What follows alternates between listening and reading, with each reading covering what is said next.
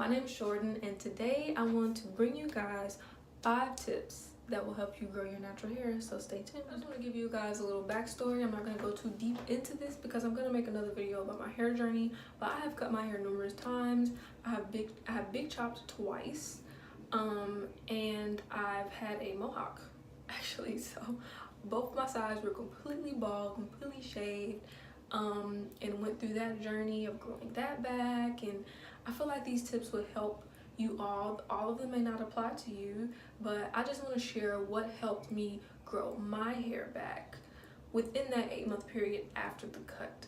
So stay tuned. So tip number 1 is to make sure you have a consistent regimen. I cannot stress this enough. Like, you have to make sure you wash, deep condition, and do whatever style you're gonna do and moisturize every week.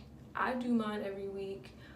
It's really up to you, but like for instance, I do mine every Saturday, and I keep my hands out of my hair. So I may do a wash and go, and then it'll last 5 days, and then on the 5th day I'll do a puff, and that just keeps my hands from out of my hair. And then on Saturday again, I make sure that I do the whole regimen again. So a consistent regimen really just changes the whole game. Tip number 2 is to make sure you get your ends trimmed.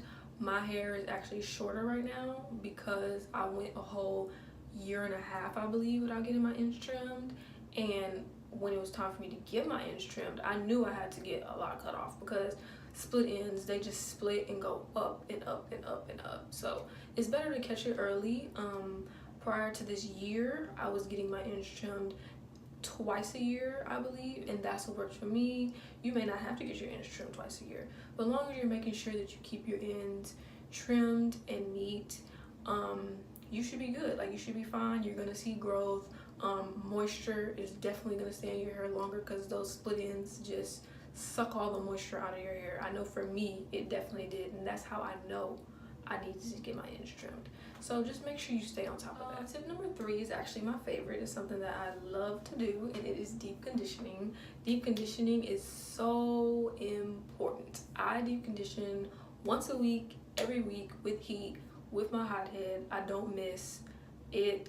I seen a dramatic difference in my hair when I deep conditioned. I actually didn't start deep conditioning until maybe 2 years ago, and once I started, I fell in love.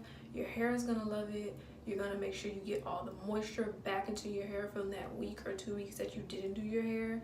So yeah, deep conditioning regularly. And that goes to tip number 1 on the consistent regimen. I make sure I deep condition each time I wash my hair, once a week. So just make sure that you deep condition, and your hair will love you for it. So tip number 4 would be low manipulation styles. The way I like to do my hair is wash and goes, and I only have my hands in my hair once a week.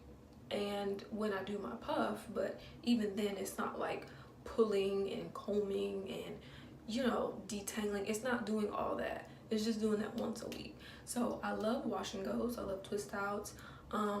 Just any style that keeps your hands out of your hair. You don't want to manipulate your hair every day. Like, that's not good.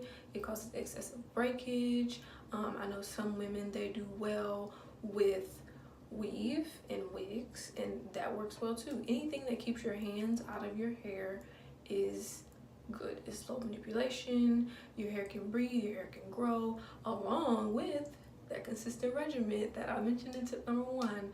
You will see growth. So that's my tip number 4. And last but not least, I have tip number 5 for you guys, and that would be minimal to no heat. I personally don't use heat on my hair. The last time I did use heat to straighten it was 4 years ago when I graduated high school. So yeah, you don't want heat damage. Heat damage is the last thing you want, because then that's just a whole nother problem within itself, and your curls can't flourish like they want to with, you know, the heat damaged ends. So just make sure that you try to stay away from heat as much as possible. If you can't, try to minimize it to once or twice a year. If this video is helpful to you and you liked it, please give it a thumbs up and hit the subscribe button along with the bell so that you'll be notified each time I upload a new video. Thank you guys so much for watching.